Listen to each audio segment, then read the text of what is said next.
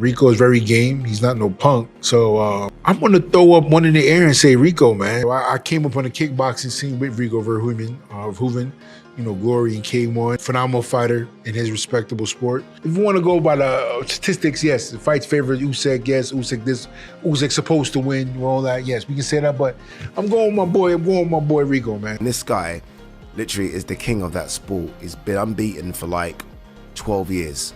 So he almost has this aura of, I'm the king. And then in walked Oleksandr Usyk, and he just has this, I don't know, man. Usyk's got a presence about him. Oh my God, there was one bit in there, yeah, where I said to Rico, tell me why you think you can beat that man.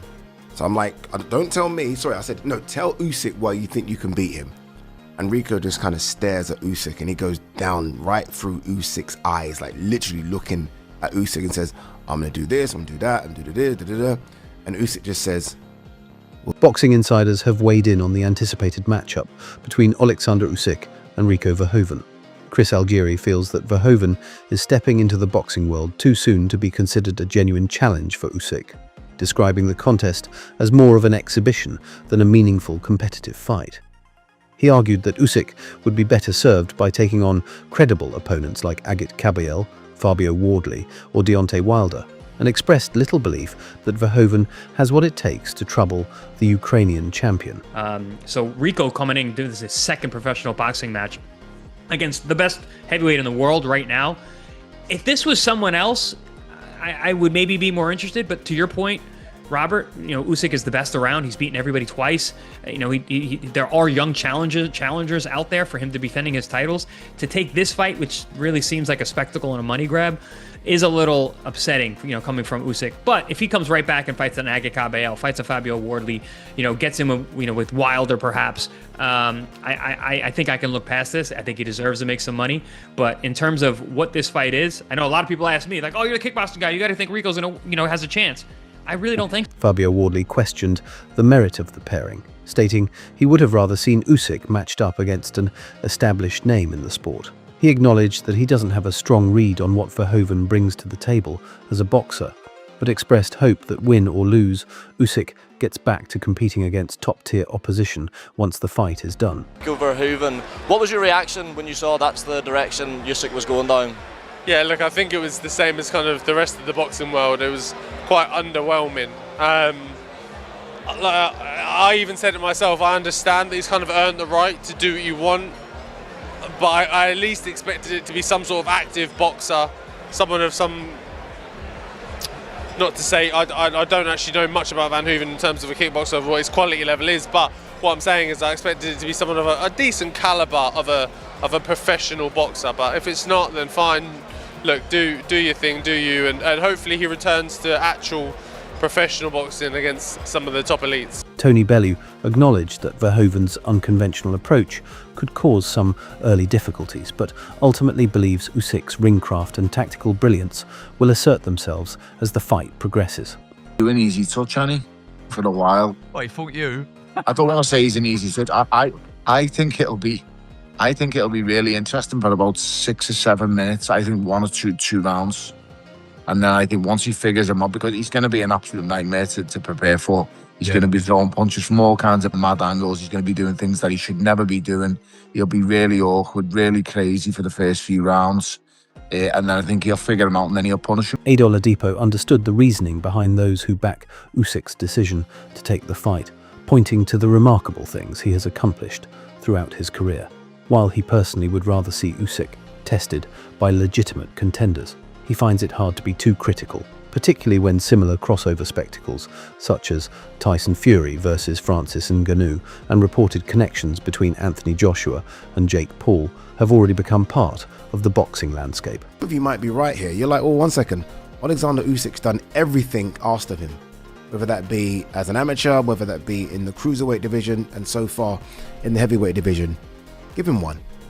And I kind of see the argument for that. I'm not saying I like it.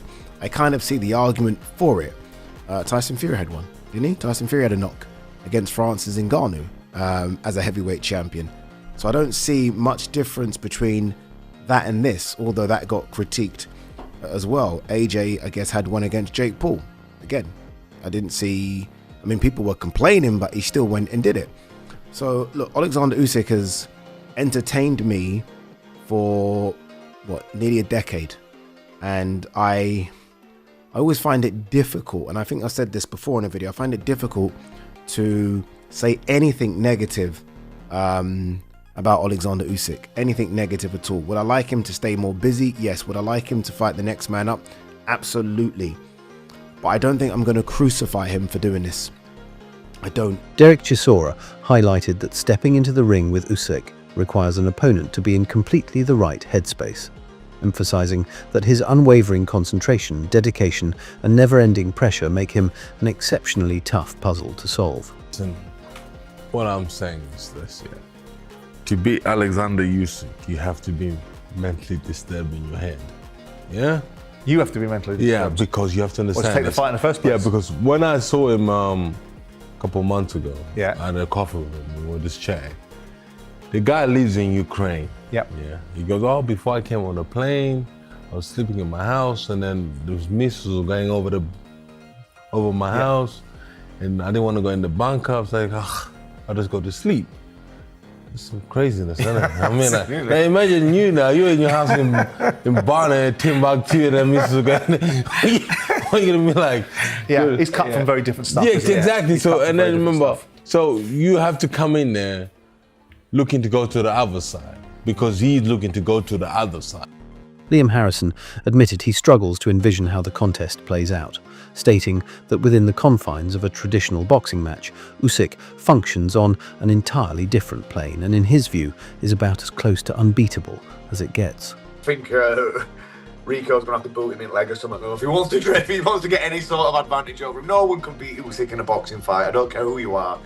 No one on this planet, he's the best heavyweight on this planet, and he's the best heavyweight of his era. If guys like Tyson Fury and Anthony Joshua can't put a dent in him, no one's going to be able to put a dent in him, I'm afraid. So yeah, Rico will have to throw a few leg kicks if he wants to get one over on him there. But again, Rico's a legend of kickboxing. Guys like that who have paved the way in kickboxing and have been the goats of their generation, they deserve to get these paydays and these sort of chances to showcase what they can do and just to promote themselves and to get some big money and stuff. So yeah, it'd be nice to see. Oleksandr Usyk was clear that his mindset going into this fight is nothing like Anthony Joshua's approach against Francis Ngannou, stating that his priority is arriving in peak condition and being ready to go the full 12 rounds. He added that while he won't pass up the opportunity to stop Verhoeven if it presents itself, securing a knockout is not something he is specifically targeting. I feel like you have to do what AJ did to Francis, make a statement with a win against Rico. I'm not think about Rico now. I say every time this. Now my focus is my prepare, but I will think about fight only day fight, 23 May. I prepare for myself on 12 rounds, but if I have, when I have a chance, I do it. Yeah, but I not think, yeah, I'm knock him out, I'm blah, blah, blah, blah, blah. No, take it easy. Rico Verhoeven suggested that his size could be a significant factor in the fight, noting that the disparity in weight between the two men means that any clean punch he connects with is likely to carry considerable consequences for Usyk. And especially with the weight difference, is as soon as I clip him, yeah, he's gonna feel that. Because it's gonna be like at least a 20 kilo difference. This is just the tip of the iceberg. It's just the start. Really? What else you want to do? What else you want to achieve? No, I'm not focused on what's next. For me, is like, actually, if we like look at it, what is next after this? I've beaten the unbeatable guy.